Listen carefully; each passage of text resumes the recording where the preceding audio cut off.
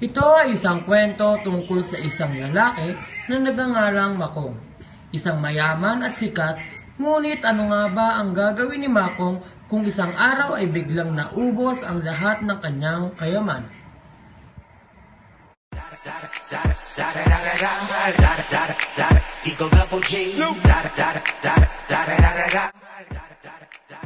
Si Makong ay nasa loob ng kanyang simple at payak na bahay, ngunit sa loob ng bahay na iyon ay nagkalat ang kanyang mga salapi, mga bisyo at ang kanyang mga babae.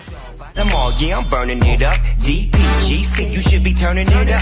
CPT, LBC, yeah, we hooking back up. And when they bang us in the club, baby, you got to get up.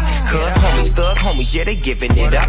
Low lie, yo lie, boy, we living it up. Taking chances while we dancing in the party for show. Slip my girl a 44 when she crept in the back door. Chickens looking at me strange, but you know I don't care. Step up in this mother, just a swank in my hair. Trick, quick talking, crip walk if you down with the set. Take a bullet with some grip and take the smoke on this jet. Out of town, put it down. Siya ay mahilig uminom ng alak. Crept in the back door, chickens looking at Mahilig din siya sa pagyoyosi. just a swank in my hair. At madalas maglustay sa mga bagay na hindi naman importante. The smoke on this jet. Out of town, put it down for the father of rap. And if you happen to get cracked, At ang pinakapaborito niya sa lahat ay ang pangpababae. SUV relieving your stress. Ngunit isang araw, paggising ni Makong ay bigla na nang naglaho ang lahat. Ang magagarbong damit, pera at mga disenyo sa bahay.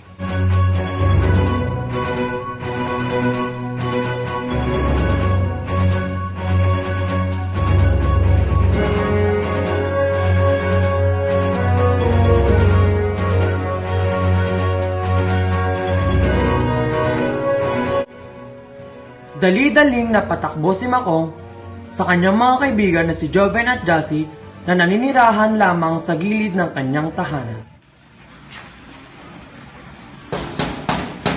Pare, andyan ba kayo? Oo, pre, pasok ka lang.